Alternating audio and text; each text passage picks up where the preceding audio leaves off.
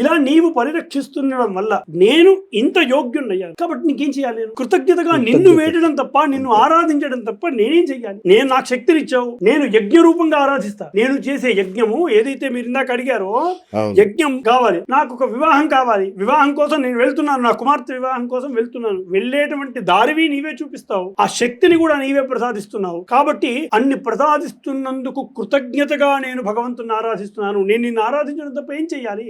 నాకు శక్తినిచ్చావు, నేను యజ్ఞ రూపంగా ఆరాధిస్తున్నా. ఇంకొకరికి ఇంకో రకంగా శక్తినిచ్చావు, వాడు అభిషేకంగా ఆరాధిస్తున్నాడు. ఇంకొకటి అర్చన రూపంగా, ఇంకొకటి ధ్యాన రూపంగా, ఇంకొకటి యోగ రూపంగా, ఇంకొకటి మానసికంగా వాడి శక్తి కొలది ఆరాధన చేస్తున్నారు. అవే యజ్ఞాలు, హోమాలు, అభిషేకాలు, అర్చనలు, దానాలు, ఇలా అనేక రకాల క్రియలుగా చెందాయి. సరే, అంత బానే ఉంది. మరి మంత్రాల పని ఏంటి? అదే మంత్రాలే ఇలాంటి కామ్యాలను అనుగ్రహించేవి.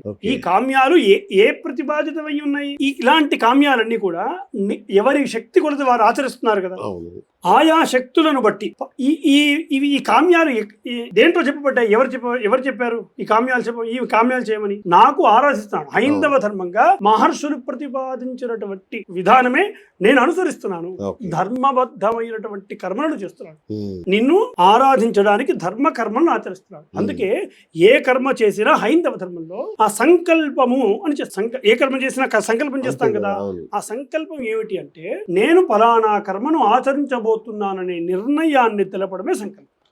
సమ్యక్ కల్ప ఇది సంకల్ప అని అర్థం. అంటే నేను ఈ కర్మ చేయబోతున్నాను అని నిర్ణయాన్ని, ప్రమాణాన్ని తెలపడం. అలాంటి సంకల్పము ఖచ్చితంగా చేసే ఆ కర్మలను చేస్తాం. ఎలాంటి కర్మలు చేస్తున్నామని? ధర్మబద్ధమైన కర్మలు చేస్తున్నాను అని అర్థం. ఒక సంకల్పం చేస్తాం. ధర్మబద్ధమైన కర్మలు అంటే ఏమిటి? వేదో అఖిల మూలం ధర్మ అని శాస్త్రం. అంటే వేదాలన్నీ కూడా చెప్పేదేమిటి? ధర్మ అని చెప్తాయి. వేదం అఖిల మూలం ధర్మ. వేదాలు చెప్పేది మూలం ధర్మమే చెప్తాయి. ఈ భగవంతుణ్ణి ఆరాధించేటువంటి కర్మలు ధర్మబద్ధంగా ఉన్నాయి. వేదోఖిల మూలం ధర్మ. వేదాలు అఖిల మూలమైనటువంటి ధర్మాన్ని చెప్తున్నాయి. అందుకే వేదం అంటే ఏమిటి? మంత్రమే కదా. అలా వేద ప్రతిపాదితమైన ధర్మాన్ని నేను ఆచరిస్తున్నాను. అలాంటి కామ్యాలు నెరవేర్ప చేసేదే నా మంత్రము.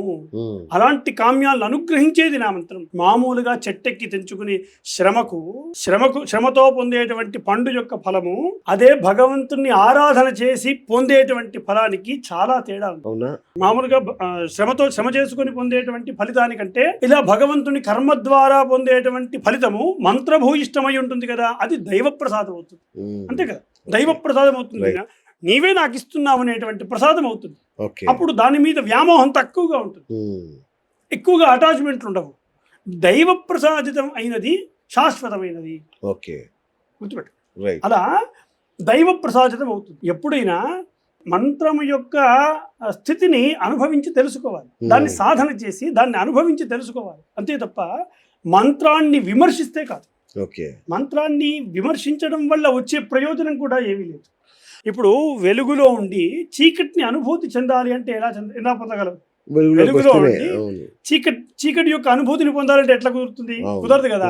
చీకటిలోకి వెళ్తేనే దాని అనుభూతి చెందగలుగుతాం. ఏమో చీకటి అట్లా ఉంటుందని చెప్పగలమేమో తప్ప చీకటి అనుభూతిని అయితే నేను పొందలేదు కదా. అలాగే మంత్రము యొక్క అనుభూతిని పొందాలంటే మంత్రాన్ని విమర్శిస్తే కాదు, మంత్రాన్ని సాధన చేయాలి. సాధన చేసి దాని యొక్క ఆంతర్యాన్ని గ్రహించినప్పుడే అది తెలుస్తుంది. మంత్రాన్ని సాధన చెయ్యాలి. ఎవరైనా సాధన చేయవచ్చా? మీరు ఒక్కరే చేయాలా? లేదండి. మంత్రం ఎలా అంటే, సాధన చేయడానికి నేనొక్కనే కాదు, బ్రాహ్మణుడికి అధికారాలు ఉన్నాయి. ఎట్లా? ఎందుకు మిగతా వాళ్ళకి ఎందుకు లేవు? మిగతా వాళ్ళకి ఎందుకు లేవని కాదు, మిగతా వాళ్ళకి ఇవ్వడానికి మేము అధికారం, మాకేం అధికారం లేదు ఇవ్వడానికి. మేము రాసింది కాదు, మేము ప్రతిపాదించింది కాదు. శతాబ్దాలుగా మీ చేతుల్లోనే ఉన్నాయి. అదేనండి, మేము ప్రతిపాదించింది కాదు, మేము పెట్టిన రూల్స్ కాదవి, మేము రాసింది కాదవి. మేము రాసింది కాదు, మేము ప్రతిపాదించింది కాదు, ఆ సూత్రాలు కూడా మేము పెట్టింది కాదు. నాకేం అధికారం ఉంది పక్కవాడికి ఇవ్వడానికి కదా. కానీ మేము అనుసరిస్తూ వస్తున్నాం. అర్హత ఉన్నవాడు, గుర్తుపెట్టుకోండి, అర్హత ఉన్నవాడు ఎలాంటి స్థితిని కలగజేసినా, ఎలాంటి ప్రలోభాలు కలగజేసినా, తలలు తీసేస్తాను చెప్పినా, తలలు తీసేసినా, విందుకని పిలిచి 800 మంది తలలు నరికేసినా, చర్మాన్ని తీసేసి చొప్పులు కుట్టుకున్నా, చర్మాన్ని తీసేసి ఉప్పు కారాలు అద్దిన, యజ్ఞోపవీతాలు తెంచి చలి కాచుకున్న, వాళ్ళ భార్యా పిల్లల్ని అవమానం పాలు చేసి అత్యాచారాలు చేసి చంపేసిన, వాని అస్తిత్వానికి మూలమైన దేవాలయాలు నాశనం చేసిన, వాడి అస్తిత్వానికి మూలమైన గురువుల్ని, గురుకులాలని, విద్యాలయాల్ని వీటన్నింటినీ ధ్వంసం చేసినప్పటికీ వాడికి ఆపాదించినటువంటి ధర్మాన్ని అర్హత ఉన్నటువంటి వాడు చేసుకుంటే వస్తున్నాడు, దాన్ని పరిరక్షించుకుంటూనే వస్తున్నాడు. అంటే ఈ అర్హతను ఎవరు నిర్ణయిస్తారో, అర్హత ఏంటి పోనీ? అర్హత అంటే ద్విజత్వం అండి. ద్విజత్వం, యజ్ఞోపవీత ధారణే అర్హత, ఉపనయన సంస్కారమే అర్హత. మేము వేసుకోకూడదా? మిగతా వాళ్ళు వేసుకోకూడదా? లేదు, మేము ఇచ్చేది కాదండి. మేము కేవలం అనుసరిస్తున్నామంతే. మేము ఇచ్చేది కాదు. మేము అనుసరిస్తే మీరు అన్న ఫీల్ అవుతారా? కాదండి, అది చెప్పేది అండి. అది మేము ఇవ్వడం. ఇప్పుడు యజ్ఞోపవీత ధారణ అనేది మేము పెట్టిన నియమం కాదు. ఆ ఉపనయన సంస్కారం అనేది మేము పెట్టింది కాదు. మేము కేవలం అనుసరిస్తూ వస్తున్నాం. పక్కవాడికి ఇవ్వడానికి మంత్రము ఇది ఒక పుస్తకం కాదు. అది ఎలా అంటే అది ఒక ఆయుధం. ఎప్పుడు వాడాలో, ఎలా వాడాలో, ఎవరు వాడాలో, ఎవరికి ఇవ్వాలో, ఎప్పుడు దాన్ని ఉపయోగించాలో, ఎలా ఉపయోగించాలో, దాన్ని అధ్యాపనాలు ఎలా చేయాలో దానికి నియమ నిబంధనలు రాసిన వాడికి హక్కు ఉంటుంది కదా. అవును. నాకేం హక్కు ఉంటుంది? నేను ఇవ్వడానికి నాకైతే అధికారం లేదు. కానీ దీన్ని ఏమంటారంటే అధికార బోధ అని అంటారు. శాస్త్రంలో దీన్ని అధికార బోధ అంటారు. ఎలా అంటే ఇప్పుడు నాకు ఒక ఉదాహరణ, మిమ్మల్ని ఒక ప్రశ్న అడుగుతాను. నాకు ఒక పుస్తకం దొరికింది. ఒక పుస్తకం శస్త్రచికిత్స ఎలా చేయాలి ఒక పుస్తకం దొరికింది. అంటే ఓపెన్ హార్ట్ సర్జరీని ఎలా చేయాలని ఒక పుస్తకం దొరికింది. రాత్రంతా కూర్చొని ఆ పుస్తకం మొత్తం చదివేశా. పొద్దున్నే నేను హాస్పిటల్కి వెళ్ళి నేను పుస్తకం చదివానండి, నాకు ఆపరేషన్ చేయడానికి పర్మిషన్ ఇవ్వండి అంటే ఇస్తారా? ఎందుకు ఇవ్వరండి? మీరే ఎందుకు చేయాలి? అలాగే ఏ సివిల్సో, ఐఏఎస్ ఆఫీసర్ అవి కూడా చదవగలరు. వేదం చదివినప్పుడు ఇవి కూడా చదవగలరు. కాబట్టి ఆ పుస్తకాలు రాత్రి కూర్చొని చదివేశాను అనుకోండి, పొద్దున్నే ఏ కమిషనర్నో కలెక్టర్నో చేసేస్తారా? ఎందుకు చేయరు? ఎందుకు మీరే ఎందుకుంటారు కదా.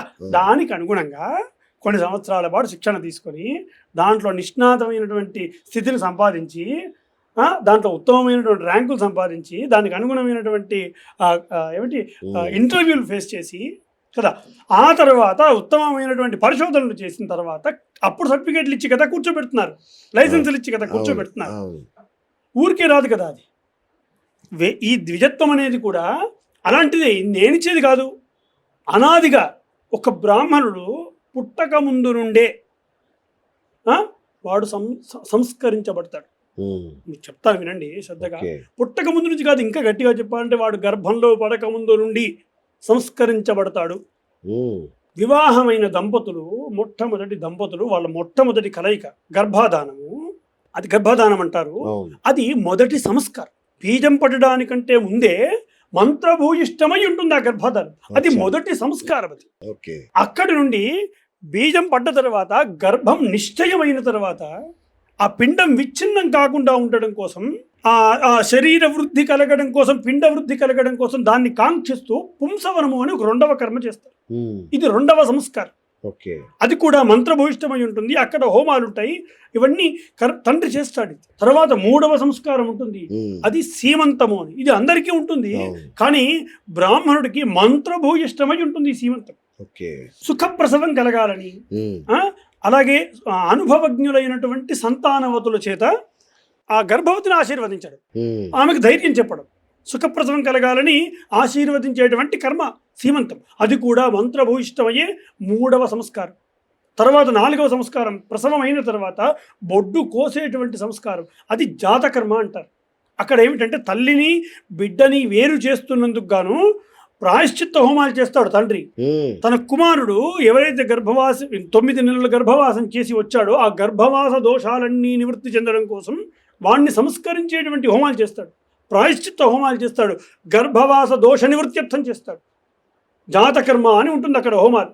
ఇవన్నీ 4వ సంస్కారం. అది 5వ సంస్కారం నామకరణం, 6వ సంస్కారం అన్నప్రాసన, 7వ సంస్కారం చౌలము అని చేస్తారు, చెవులు కుట్టించడం 3వ సంవత్సరంలో చేస్తారు పిల్లవాడికి.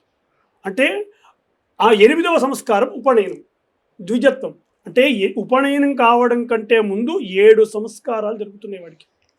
ఈ 7 సంస్కారాలను దాటిన తర్వాత గర్భాష్టమేషు బ్రాహ్మణముపనయీత అంటారు.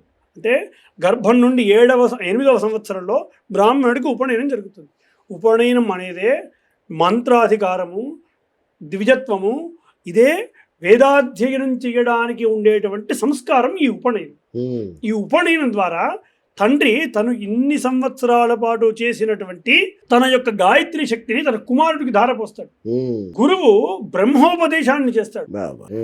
ఆ తర్వాత గురువు తన శిష్యుని వెంట తీసుకొని వెళ్ళి బ్రహ్మచర్యంతో గురు శుశ్రూష చేస్తూ వేదాధ్యయనానికి కావలసినటువంటి స్థితిని పొందుతాడు అతను. ఇది 8వ సంస్కారం. తర్వాత 9వ సంస్కారము, ఆ తర్వాత గురువు బ్రహ్మచర్యం చేస్తూ ఏదైతే వేదాధ్యయనాన్ని చేస్తూ ఉంటాడో ఆ కాలంలో 4 భాగాలకు అనుగుణంగా 4 రకాల వ్రతాలు చెప్పాయి బ్రహ్మచారికి. ఆ సౌమ్యమని, ఆగ్నేయమని, వైశ్వదేవమని, ప్రాజాపత్యమని, ఇలా 4 రకాల ఆయా వేద భాగాలను నేర్చుకుంటున్నందుకు గాను ఆయా వ్రతాలు చేస్తాడు బ్రహ్మచారి. ఆ వ్రతాలలో ఏమైనా లోపాలు వస్తే ఆ ప్రాయశ్చిత్తార్థం గోదాన వ్రతం అని చేస్తాడు.